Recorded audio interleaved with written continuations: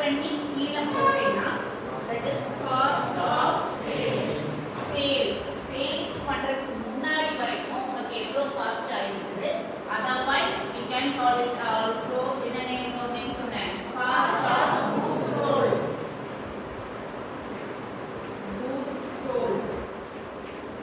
so இதுல sales amount தான் minus பண்ணினா மீதி இருக்கிறது வந்து profit.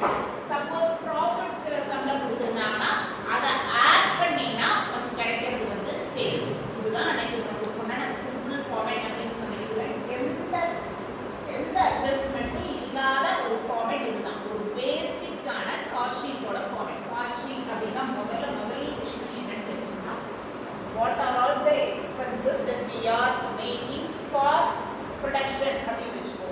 goods produce பண்றது, raw material வாங்கி லேபரை என்கேஜ் பண்ணி இந்த எக்ஸ்பென்சஸ் எல்லாம் நம்ம செலவு பண்ணி ஒரு செலவு கணக்கு நான் அன்னைக்கே உங்களுக்கு சொல்லிட்டேன். ப்ரொடக்ஷன் பண்றதுக்கு எவ்வளவு செலவாகுது அப்படிங்கிற செலவு கணக்கு தான் நம்ம எழுதுறோம். நம்ம ஆர்டரியா வீட்டில் வந்து செலவு கணக்கு எழுதுனா எப்படி எழுதுவோமோ அதே மாதிரி தான் நம்ம இந்த ப்ரொடக்ஷன் ஒரு 100 யூனிட் ப்ரொடியூஸ் பண்ணுறதுக்கு நமக்கு ஆர்டர் வந்துருக்குதுன்னா அந்த 100 யூனிட்டை ப்ரொடியூஸ் பண்ணுறதுக்கு அது மட்டும்தான் தனியாக காஸ்ட் ஷீட் போடுவோம். மொத்தம் ஒரு வருஷத்துக்கே எல்லாம் காஸ்ட் ஷீட் போட்டுட்டு இருக்க மாட்டோம். ஒரு 1000 யூனிட் நமக்கு ஆர்டர் வந்துருக்குது, ஒரு 5000 யூனிட் நமக்கு ஆர்டர் வந்துருக்குதுன்னா அந்த 5000 யூனிட்டை ப்ரொடியூஸ் பண்ணுறதுக்கு எவ்வளோ மெட்டீரியல் வாங்கினேன், எவ்வளோ லேபர் உனக்கு ஆச்சு, மற்ற எக்ஸ்பென்சஸ் எவ்வளோ ஆச்சு, டைரக்ட் எக்ஸ்பென்சஸ். ஸோ எல்லாத்தையும் ஆட் பண்ணினா ஃப்ரேம் காஸ்ட்டோட ஃபேக்டரிக்குள்ளார ஆகிற இன்டைரக்ட் எக்ஸ்பென்சஸ் ஆட் பண்ணினா ஒர்க்ஸ் காஸ்ட், அதுக்கடுத்து அட்மினிஸ்ட்ரேட்டிவ் ஓவர்ஹெட்ஸ் ஆட் பண்ணினா காஸ்ட் ஆஃப் ப்ரொடக்ஷன், அதுக்கப்புறமா செல்லிங் அண்ட் டிஸ்ட்ரிபியூஷன் ஆட் பண்ணினா இது வரைக்கும் ப்ரொடக்ஷன் முடிஞ்சிருச்சு. இதுக்கப்புறமா சேல்ஸுக்கு என்ன ஆகுது, என்ன செலவாகுது அப்படிங்கிறத ஆட் பண்ணினா காஸ்ட் ஆஃப் சேல்ஸ். அது கூட ப்ராஃபிட் ஆட் பண்ணினா சேல்ஸ் வரும். சேல்ஸ் சம்ல இருக்குதுன்னா ப்ராஃபிட்டோட ஆன்சரா போடலாம். இது ஒரு பேசிக் காஸ்ட் ஷீட் அப்படின்னு சொன்னோம். உங்களுக்கு இதுல அட்ஜஸ்ட்மென்ட் அப்படின்னா மூணு விஷயங்களை தான் அட்ஜஸ்ட்மென்ட் பண்ணணும். அது என்னன்னா மெட்டீரியல்ஸ் தான். மெட்டீரியல்ஸ் வந்து 3 டைப்ஸா பிரிச்சுக்கலாம். இது இருந்தாலும் சம்மே போட முடியும். ஸோ பார்த்துக்கோ. Raw material,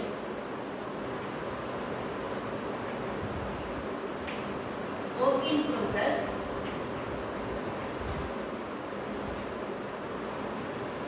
and finished goods.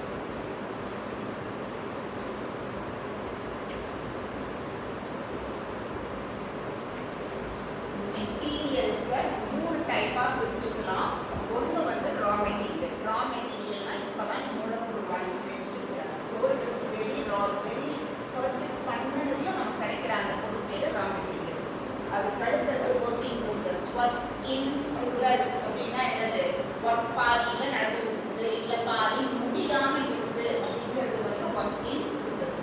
அதுக்கு அடுத்தது வந்து finish goods. Finish goods name படித்தாவே நமக்கு தெரியாது என்னது. ஃபுல்லாக நீ வந்து ப்ரொடியூஸ் பண்ணி முடிச்சுட்ட, சேல்ஸ்க்கு வந்து தயாராக இருக்குது அப்படின்னா அதுக்கு பேர் நம்ம என்ன சொல்கிறோம்னா ஃபினிஷ் குட்ஸ் அப்படின்னு சொல்லுவோம். இந்த ஒவ்வொன்றுக்கும் raw material, work in progress, finish goods இது ஒவ்வொன்றுக்கு என்ன கொடுக்கலாம்னா ஓப்பனிங் ஸ்டாக், க்ளோசிங் ஸ்டாக் கொடுப்பாங்க.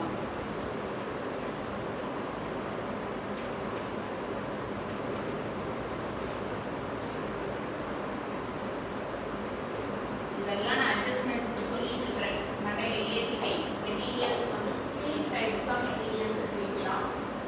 That is raw materials, work in progress, finish goods. Raw materials அப்படின்னா அதனோட ரிலேட்டடான அட்ஜஸ்ட்மெண்ட்ஸ் வந்து அதாவது ஓப்பனிங்கோ, க்ளோசிங்கோ, இல்லை ரா மெட்டீரியல் வாங்குறதுக்கு பர்ச்சேஸ் பண்ணுறதுக்கு என்ன செலவாகுதுன்னு ஏதாவது எக்ஸ்பென்சஸோ கொடுத்துருந்தாங்கன்னா அந்த ரா மெட்டீரியல் ரிலேட்டடான எல்லா அட்ஜஸ்ட்மெண்ட்டும் எங்கே வரும்னா நம்ம எங்கே இடத்துக்கு டைரக்ட் மெட்டீரியல் இதுதான் ரா மெட்டீரியல் நமக்கு சொல்கிறேன். இதுதான் இந்த ப்ரொடக்ஷன் ப்ரொடியூஸ் பண்ணுறதுக்கு தேவைப்படுற ரா மெட்டீரியல். இந்த இடத்துக்கு டைரக்ட் மெட்டீரியல்ஸ்னு எழுதிருக்கோம்னா என்ன மீன் பண்ணுறோம் அப்படின்னா இப்போ நான் சொன்னேன் இல்லையா, ஒரு 5000 யூனிட்ஸ் வந்து நமக்கு வந்து ஆர்டர் வந்துருக்குதுன்னா அந்த 5000 யூனிட்ஸ் ப்ரொடியூஸ் பண்ணுறதுக்கு என்னெல்லாம் செலவு பண்ணுறோம் அப்படின்னு நம்ம செலவு கணக்கு எழுதுகிறோம். அதுக்கு பேர் தான் காஸ்ட் ஷீட்னு சொல்கிறேன்.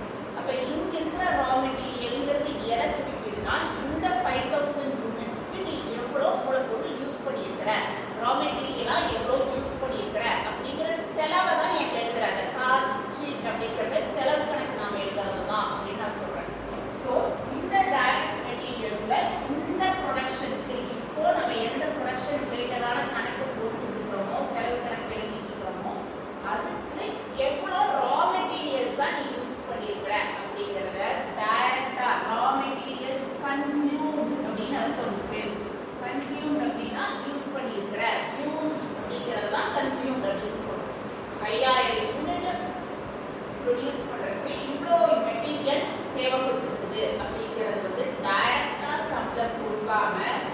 ஓப்பனிங் ஸ்டாக் க்ளோசிங் ஸ்டாக்கா கொடுத்தா நீ வந்து ஓப்பனிங் ஸ்டாக் க்ளோசிங் ஸ்டாக் எல்லாம் இங்க கொண்டு வந்து போடக்கூடாது. இங்க போடுற அமௌண்ட் என்னவா மட்டும்தான் இருக்கணும்னா டைரக்ட் மெட்டீரியல்ஸ் கன்சியூம்டா மட்டும்தான் இருக்கணும். அப்ப நீ அட்ஜஸ்ட்மெண்ட் எல்லாம் என்னன்னா இன்னர் காலத்திலே பண்ணிடணும், பர்டிகுலர்ஸ் காலத்திலே பண்ணிடணும். ஸோ அந்த இடத்துல இன்னர் காலத்துல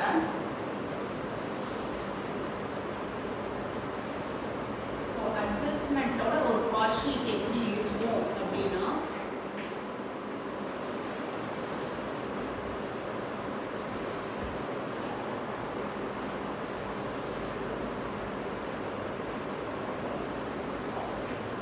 this is your particulars column, inner amount column இது amount கிட்ட எப்பவுமே rupees கொடுக்கும் and this is outer amount column. அட்ஜஸ்ட்மென்ட்டோட ஒரு காஸ்ட் ஷீட் இருக்கணும்னா opening stock of raw material full form எழுதல அந்த இடத்துக்கு நீ எழுதுறப்ப ரா மெட்டீரியல்ஸ் ஃபுல்லா எழுது. அதோட அமௌண்ட் இங்க போட்டு என்ன காலத்திலே போட்டு ஓப்பனிங் ஸ்டாக் அப்படின்னு கொடுத்துருந்தா டைரக்டா மெட்டீரியல் கன்சியூம்டு கொடுத்துருந்தா டைரக்டா ஃபர்ஸ்ட் காலத்திலே போடலாம். என்ன டிஃபரன்ஸ் சொல்லிட்டு இருக்கிறேன்னு புரிஞ்சுக்கிட்டா சம்ல மெட்டீரியல் கன்சியூம்டுனோ இல்ல ரா மெட்டீரியல் யூஸ்ட் அப்படினோ கொடுத்துருந்தா இப்போ ரா மெட்டீரியல் யூஸ் பண்ணிருக்கிற இந்த ப்ரொடக்ஷனுக்கு டைரக்டா கொடுத்துட்டா டைரக்டா அமௌண்ட்டை என்ன காலத்திலே போட்டுக்கலாம். ஆனா இல்லாம சம்ல ஓப்பனிங் ஸ்டாக் க்ளோசிங் ஸ்டாக் அப்படின்லாம் கொடுத்துட்டானா அவுட்டர் காலத்துக்கு கொண்டு போகக்கூடாது, அட்ஜஸ்ட்மெண்ட் போடணும். So opening stock of raw materials add purchases of raw materials, purchases and related expenses அப்படின்னு எழுதுறேன். purchases sometimes இருக்கும் இல்லாமே இருக்கும் இருந்தா போகும். purchases and related expensesனா என்னது? purchase பண்ணிட்டு வரப்போ உனக்கு ஆகிற செலவு வந்து purchases and purchase related expense. expenseனா என்னன்னு தெரியும்ல? ஸோ ஒரு ரா மெட்டீரியல் வாங்கிட்டு வர்றப்போ உனக்கு ஏதாவது செலவாக இருந்ததுன்னா ஏதாவது வந்து என்ட்ரன்ஸில் வந்து நீ ஆப்ட்ராக்ட் பே பண்ணியிருக்கிற அந்த மாதிரி ஏதாவது எக்ஸ்பென்ஸ் பே பண்ணியிருக்கிறீன்னா எதுக்கு ரா மெட்டீரியல்ஸ் வாங்கிட்டு வர்றதுக்கு ஏதாவது எக்ஸ்பென்ஸ் பே பண்ணியிருக்கிறீன்னா அதையும் இங்கேயே ஆட் பண்ணிக்கலாம். ரெண்டு amount raw opening stock add purchases அதை ரெண்டையும் ஆட் பண்ணி கீழே அமௌண்ட்டை போட்டுட்டு less closing stock of raw materials.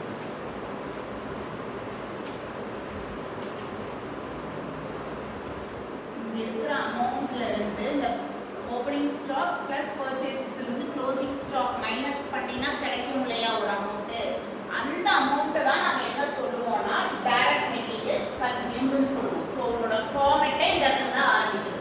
அப்போ அந்த அமௌண்ட்டை தான் நீ முதல் டைமா அவுட் காலத்துக்குள்ள கொண்டு போகணும். என்ன சொல்றேன்னு புரியுதா? ஸோ இங்க டைரக்ட் மெட்டீரியல்ஸ் கன்சியூம்டுன்னு எழுதலாம் அல்லது யூஸ்டுன்னு எழுதலாம், எப்படி வேணா எழுதிக்கலாம். ஸோ ஃபர்ஸ்ட் அமௌண்ட் இங்கே ஆரம்பிக்கும். ஸோ இந்த ஃபார்மேட்டுக்கும் அந்த ஃபார்மேட்டுக்கும் என்ன டிஃப்ரென்ஸ்?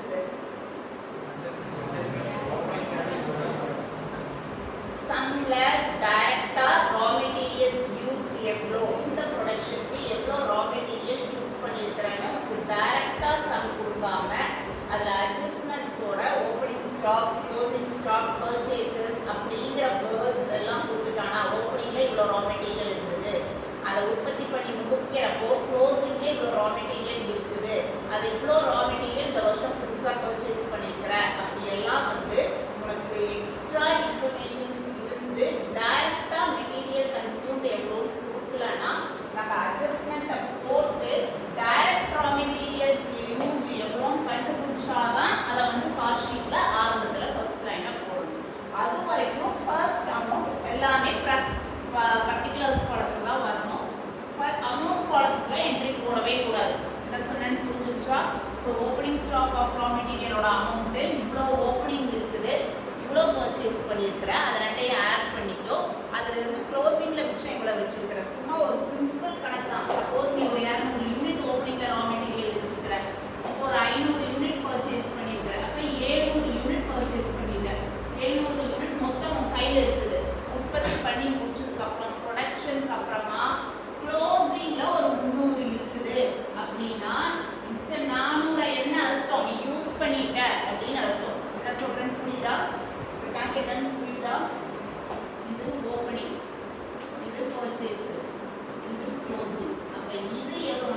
பண்ணி முடிச்சிட்டேன். இது எங்கேனா யூஸ் பண்ணி முடிச்சிட்டேன். 200 யூனிட் தான் இருக்கு நம்ம கிட்ட.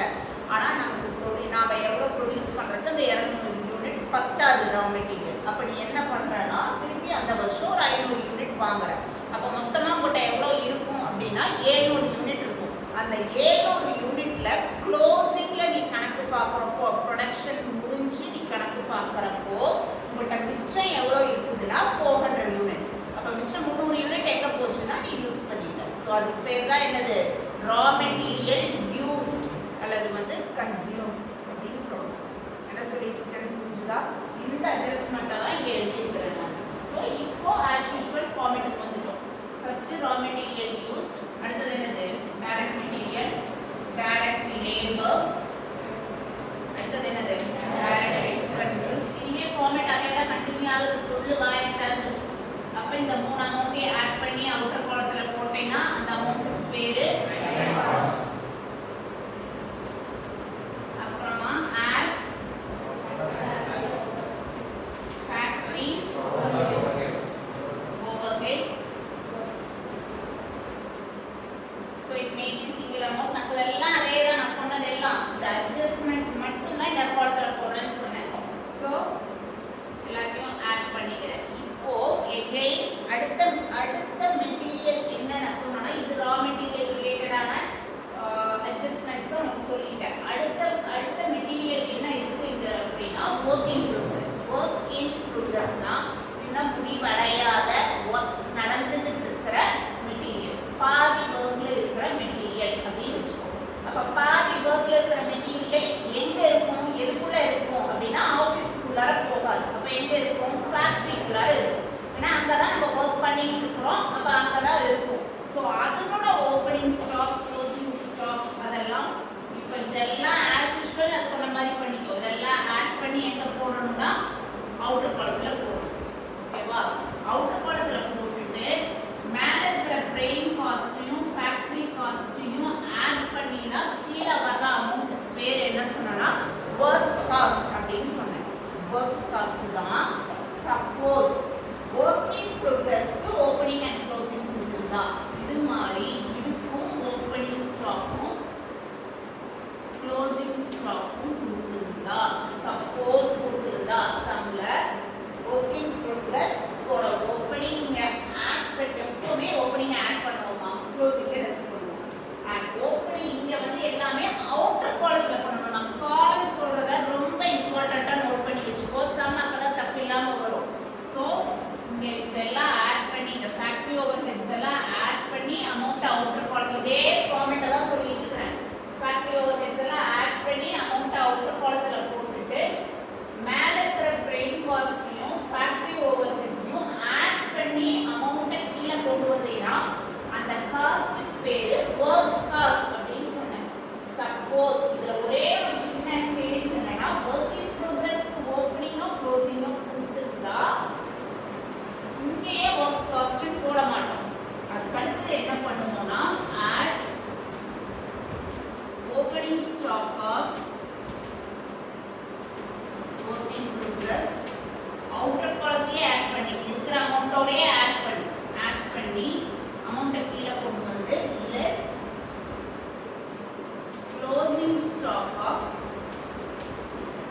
Work in progress. இந்த அமௌண்ட் ஆட் பண்ணி கீழே கொண்டு வந்திருப்பீங்க இல்லையா, அந்த அமௌண்ட்ல இந்த அமௌண்ட் இங்க போட்டு மைனஸ் பண்ணி கீழே கொண்டு வந்து இப்போ என்ன எழுதுனா ஒர்க்ஸ் காஸ்ட் இது ஃபேக்டரி காஸ்ட். என்ன டிஃபரன்ஸ்? முன்னாடி இருக்கிற சிம்பிள் ஃபார்மேட்டுக்கும் இதுக்கும் என்ன டிஃபரன்ஸ்?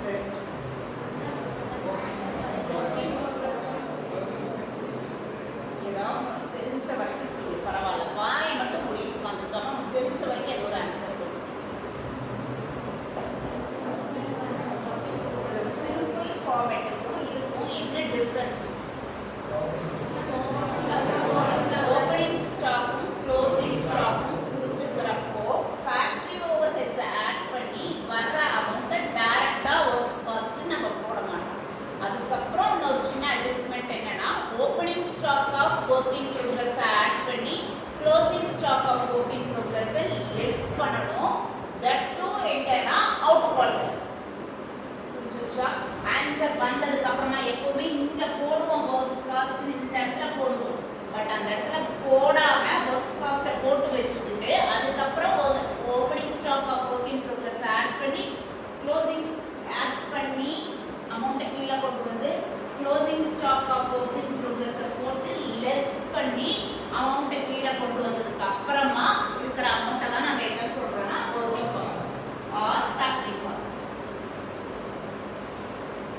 இதுக்கு அப்புறமா என்ன எதை ஆட் பண்ணணும் ஓவர்ஹெட்ஸ்ல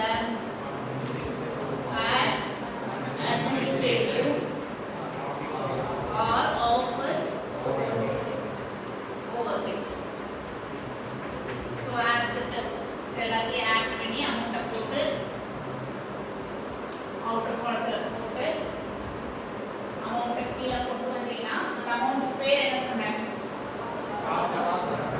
காஸ்ட் ஆஃப் ப்ரொடக்ஷன் அவுட்டர் காலத்தில் அமௌண்ட்டை கீழே போட்டுட்டேன் இப்போவும் எகெயின் அதே தான் நான் சொல்கிறேன் என்ன எது சப்போஸ் ஃபினிஷ்டு குட்ஸ்க்கு ஓப்பனிங் ஸ்டாக்கும் க்ளோசிங் ஸ்டாக்கும் கொடுத்துருந்தா எல்லாமே ஒரு சம்மில் கொடுத்துருப்பாங்கலாம் சொல்ல முடியாது இது மட்டும் கொடுத்துக்கலாம் இல்லை இதுக்கு மட்டும் ஓப்பனிங் அண்ட் க்ளோசிங் கொடுத்துருக்கலாம் இல்லை இதுக்கு மட்டும் ஓப்பனிங் அண்ட் க்ளோசிங் கொடுத்துருக்கலாம் ஃபினிஷ்டு ஸ்டாக் அப்படிங்கிறது என்னது ப்ரொடக்ஷன் லெவலில் எல்லாம் முடிஞ்சு ஆஃபீஸில் எல்லாம் பேக்கிங் பில்லிங் எல்லாம் முடிஞ்சு டெஸ்பேட்ச் பண்ணுறதுக்கு சேல்ஸ்க்கு அனுப்புறதுக்கு ரெடியாக இருக்கிற குட்ஸ் தான் வந்து ஃபினிஷ்டு குட்ஸ் அப்போ அது ப்ரொடக்ஷன் எங்கே முடியுதுன்னு சொன்னேன் காஸ்ட் ஆஃப் ப்ரொடக்ஷன் கிட்ட ப்ரொடக்ஷன் முடியுதுன்னு சொன்னேன் அப்போது காஸ்ட் ஆஃப் ப்ரொடக்ஷன் அந்த இடத்துல போடுறது பதிலாக ஓப்பனிங்கை ஆட் பண்ணி க்ளோசிங்கை மைனஸ் பண்ணிட்டு அதுக்கப்புறமா என்ன போடணும்னா காஸ்ட் ஆஃப் ப்ரொடக்ஷன் போடணும் இது சொன்ன அதே தான் நீ சொல்கிறேன் அப்போது again add பண்ணும் opening stock of என்னது finished goods எங்க ஆட் பண்ணணும் அவுட்டர் குவாலிட்டியே ஆட் பண்ணு இங்க இருக்கிற அமௌண்ட் ஆட் பண்ணி கீழ அமௌண்ட்டை போட்டுட்டு less closing stock of finished goods less பண்ணி கீழே கொண்டு வந்ததுக்கு அப்புறம் இப்போ அங்க என்ன போடுறேன்னா cost of production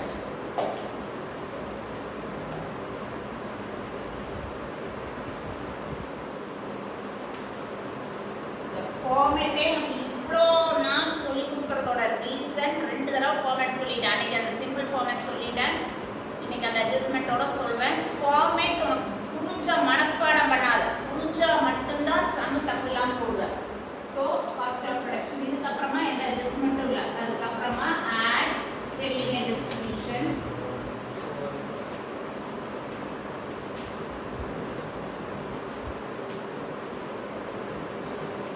overheads so எல்லாத்தையும் ஆட் பண்ணி போட்டேன் கீழே வர்றது வந்து cost of sales or cost of